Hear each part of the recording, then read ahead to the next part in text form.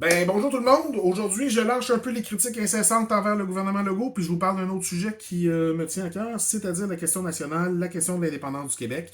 Pour ceux qui ne le saviez pas, depuis le début des années 2000, je défends l'idée selon laquelle si un gouvernement indépendantiste prend le pouvoir, puis qu'il a mentionné clairement que son intention c'était de faire l'indépendance du Québec pendant la campagne électorale, puis qu'il prend le pouvoir, il est légitime pour enclencher le processus qui mène à l'indépendance du Québec.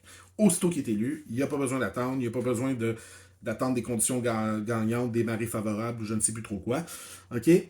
Là où ma réflexion s'est raffinée avec les années, bien que je pensais quelque chose de similaire avant, c'est que si en cours de processus, le gouvernement fédéral veut qu'on aille s'asseoir pour négocier une nouvelle entente qui serait respectueuse des nations qui composent le Canada, donc oui, la nation québécoise, mais les Acadiens, les nations autochtones, peut-être que l'Alberta se considère aujourd'hui comme une nation, il faudrait leur poser la question.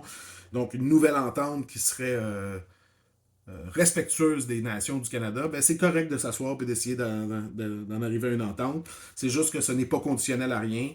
Nous, on doit continuer notre chemin. Mais si on arrive en entente en cours de route, tant mieux. OK? Moi, je me rappelle de Landry qui défendait l'idée d'une confédération à l'européenne pour le Canada. Pourquoi pas? Moi, je ne suis pas fermé à une idée comme celle-là. Mais je pense qu'il faut être sérieux dans notre démarche d'accession à l'indépendance. Cela dit, j'ai beaucoup de problèmes, moi, avec les gens qui font une obsession de l'indépendance. Donc, sur toutes les tribunes écrit indépendance, pour eux, c'est la chose la plus importante au monde. Et qui ça brouille tout le reste. Là, OK? Je vous donne un exemple de ça. Il y a une dizaine d'années, je fais une critique de film sur ma page Facebook.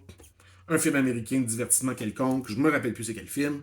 Ce monsieur-là, il arrive et il écrit Et l'indépendance, monsieur Zambito. Puis là, je suis comme, je parle pas de ça, je suis en train de parler de cinéma, tu sais.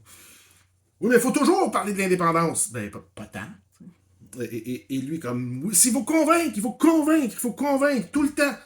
Je suis comme, c'est parce que je parle de cinéma, moi je fais pas une obsession, tu sais. J'ai d'autres passions, j'ai le cinéma, j'ai la musique, j'ai les jeux vidéo, puis tu sais, je m'en cache pas de ces passions-là, puis je trouve que c'est important d'avoir comme une variété d'intérêts dans la vie, et la question nationale en est tu sais, un de mes intérêts, tu sais. Mais il n'y a pas que ça. Et là, aujourd'hui, j'arrive sur la page Facebook de Laura Lone, qui est une humoriste belge qui est franchement hilarante, un peu trash, là. Elle dit qu'elle vient faire des spectacles au Canada, elle sera à Montréal et à Québec. Et là, je lis les commentaires, puis là, t'en as un. Madame, vous ne serez pas au Canada, vous serez au Québec. Le Québec doit devenir un pays. Vive le Québec libre! Puis je suis comme.